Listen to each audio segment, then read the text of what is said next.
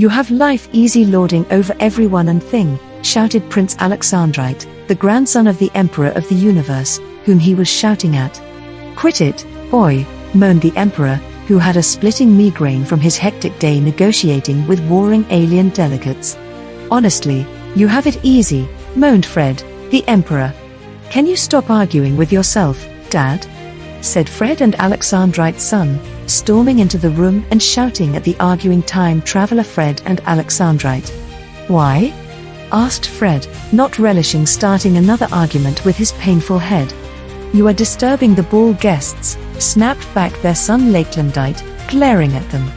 Can they hear us? Asked Alexandrite. You too could wake up the dead, said Lakelandite. Fred rolled his eyes. They were necromancers and grim reapers. They could wake up the dead easy. Not funny, boy, said Alexandrite, also unamused. Lakelandite was grinning at his joke. Haven't you got someone to kill? Alexandrite said, frowning.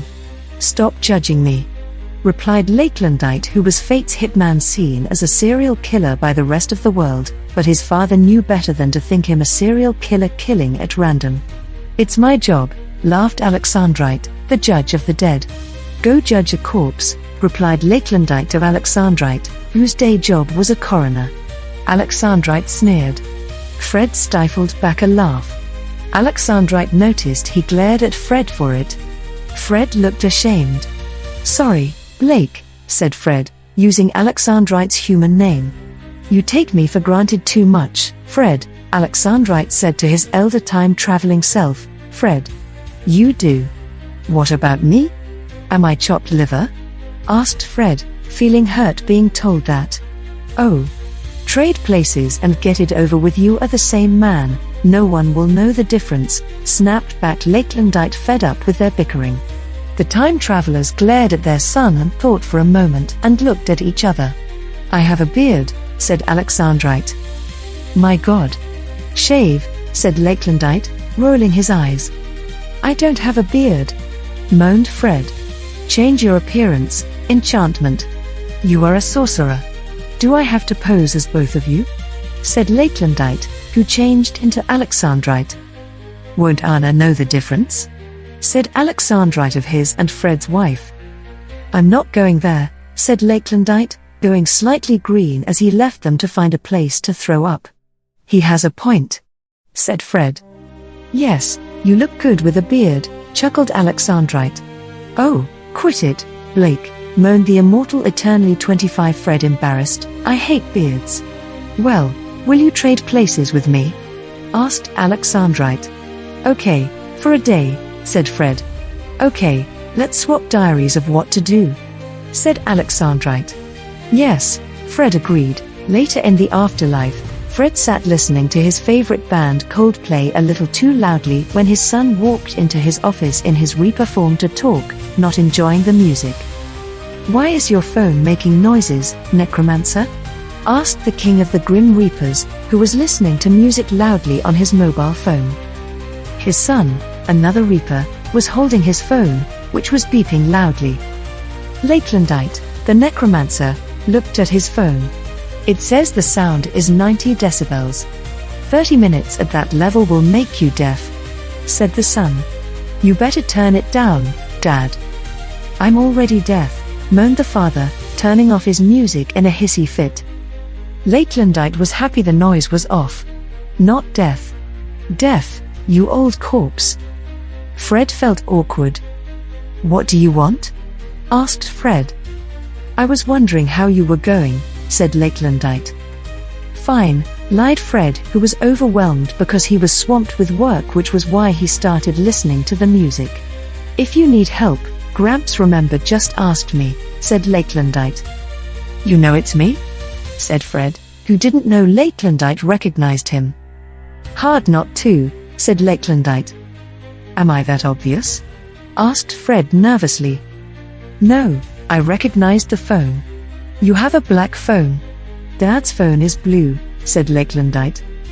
Oh, forgot that, said Fred, hiding away his phone in the pocket of the black shirt he was wearing. I'll leave you to your work, you have a lot of work to do, it looks like. Have fun, said Lakelandite, leaving the room.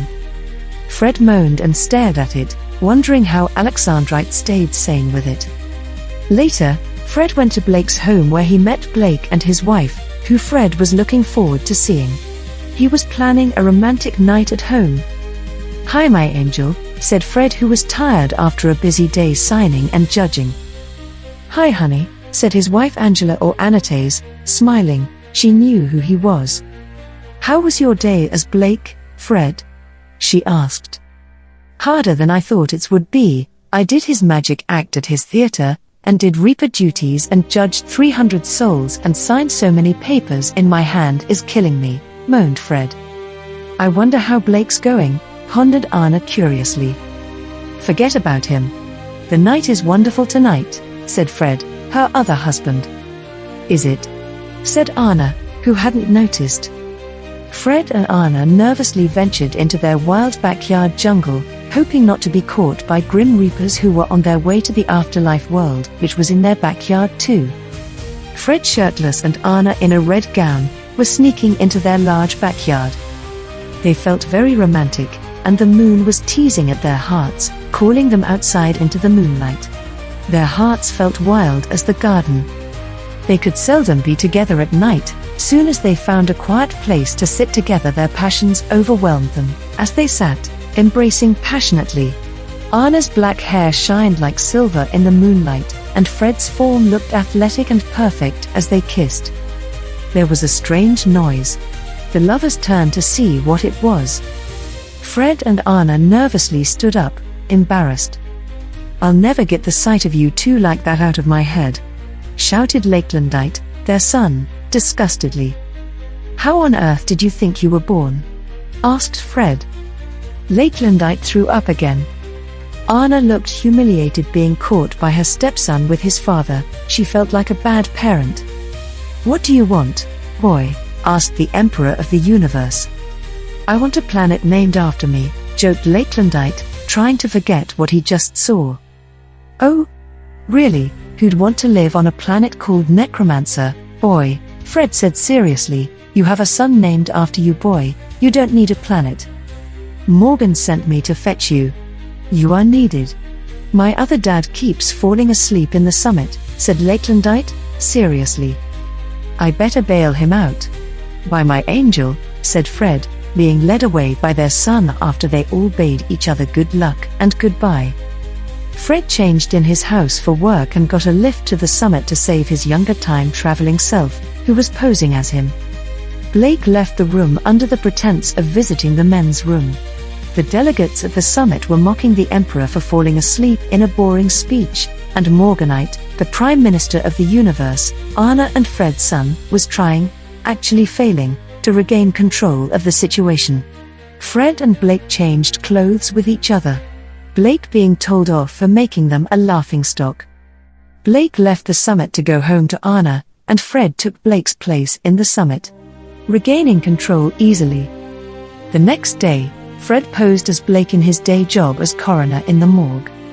Anna, who was an assistant coroner, asked if he needed help. He said no, thinking his job was like riding a bike, once learned you can do forever. He couldn't have been more wrong. She was nervous, but she let him try to do Blake's job. He put a cadaver on a morgue slab for autopsy. He picked up a scalpel and took in a deep breath and cut the cadaver, and it squirted blood in his face. Fred panicked, wiping his face with the sleeve of Blake's white lab coat. "Anna!" Fred cried as he ran to a nearby sink, which he threw up in. He was scared and panicking. Anna walked up to him, worried. She hugged him comfortingly, ignoring the blood. Into the room walked another coroner, a man who was frowning at the bleeding cadaver. "Blake, what are you doing?" said Dante, Blake's assistant. "He's not well, Dante. Leave him alone," Anna said defensively. "This is impossible. He can't bleed like that." "It is magic," said Dante. "Tempest is playing another practical joke, I think," Anna said. Fred was too shaken to do anything but call for Blake, who materialized out of thin air. He was dressed in Fred's imperial costume. He looked as distressed as Fred. He saw Dante. "Hi, I wanted to see you," said Blake. "I quit. I can't be you," Fred said to Blake, handing over his glasses to him. "Me too. I nearly started an intergalactic war.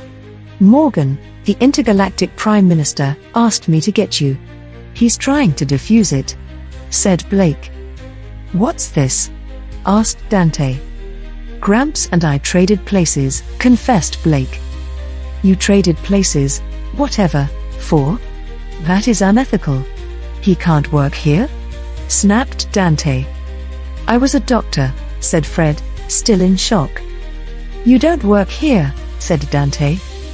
"Go save your empire. I'll deal with the usurper." "I have to talk to him about responsibility," said Dante. "Timekeeper, behave," shouted Dante at Blake's son, Tempus, the timekeeper who was a dimension away watching them. The blood stopped streaming. "Angela, can you mop that up?" asked Dante. Anna walked off to get a mop and bucket to clean up the mess. Fred removed his lab coat and changed his appearance back to looking like himself. The Emperor left Blake to be lectured by his assistant. Fred diffused the war. He and Blake returned to living their own timelines with more respect for each other.